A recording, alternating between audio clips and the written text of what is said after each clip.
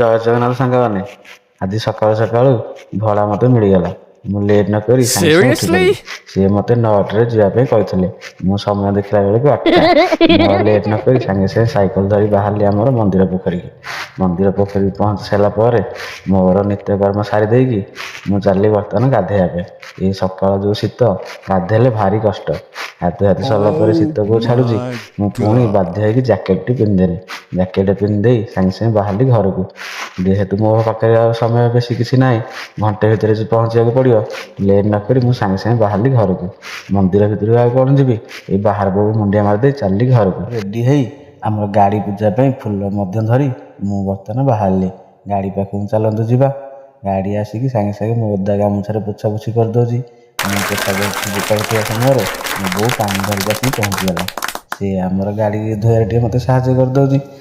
ମୁଁ ଗାଡ଼ି ପଡ଼ି ପୋଛାପୋଛି କରୁଛି, ସେ ଆମର ଚକା ଚାରିଟାରେ ଟିକେ ପାଣି ଦେଇଦେଉଛି।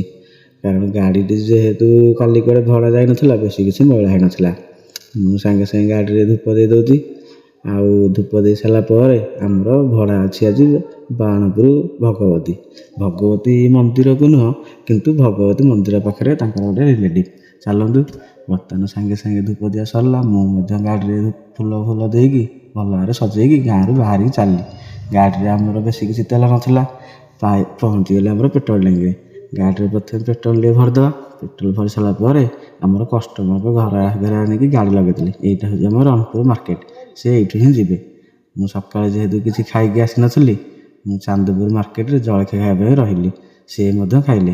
ସାଙ୍ଗମାନେ କଷ୍ଟମର ବସିଥିବା ସମୟରେ ମୁଁ କିଛି ଭିଡ଼ିଓ କରିନି। ସେ ତାଙ୍କ ଜାଗାରେ ମୁଁ ତାଙ୍କୁ ଛାଡ଼ିଦେଇ ମୁଁ ମୋର ଭିଡ଼ିଓ ଷ୍ଟାର୍ଟ କରିଦେଲି। ଦେଖନ୍ତୁ, ଇଏ ହେଉଛି ଆମର ବାଣପୁର ଭଗବତୀ ମନ୍ଦିର ପାଖରେ। ମୁଁ ଏଇ ଜାଗାକୁ ହିଁ ଭଡ଼ା ଆସିଛି। ତ ଆଉ ଏତେ ବାଟ ଆସିଛି ଯେହେତୁ ମୁଁ ଭାବିଲି ମନ୍ଦିର ନ ଯାଇକି କ'ଣ ରହିହେବ।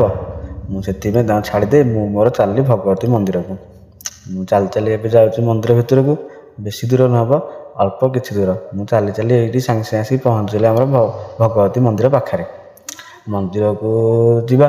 ମନ୍ଦିର ଭିତରେ ମାଆଙ୍କୁ ଟିକେ ଦର୍ଶନ କରି ଆମର ଆଜିର ଭଡ଼ାଟି ସମ୍ପୂର୍ଣ୍ଣ କରିବା ଆଉ। ଚାଲ, ସିଏ ତ ତାଙ୍କର ଘରକୁ ଯାଇଛନ୍ତି, ମୁଁ ମୋର ମନ୍ଦିର ଭିତରେ ବୁଲିକି ଆସିଲେ ହେରି କିଛି ଅସୁବିଧା ନାହିଁ। ସେଥିପାଇଁ ମୁଁ ଆସିକି ପହଞ୍ଚିଗଲି ଗେଟ୍ ପାଖରେ। ମନ୍ଦିର ଭିତରକୁ ଯିବା। ମନ୍ଦିର ଭିତରେ ଟିକେ ମାଆଙ୍କୁ ଦର୍ଶନ କରିବା, ତାପରେ ଆପଣଙ୍କ ସହିତ କଥା ହେଉଛି। ମନ୍ଦିର ଭିତରକୁ ଗଲା ପରେ ଜାଣିଲି ସେଠି ମୋବାଇଲ ଆଲାଉ ନାହିଁ। ଫଟୋ ମଧ୍ୟ କରିପାରିଲିନି। ବାହାରକୁ ଆସିଲା ପରେ ଆପଣମାନଙ୍କୁ ଦେଖାଉଛି। ରହିଲି। ଜୟ ଜଗନ୍ନାଥ।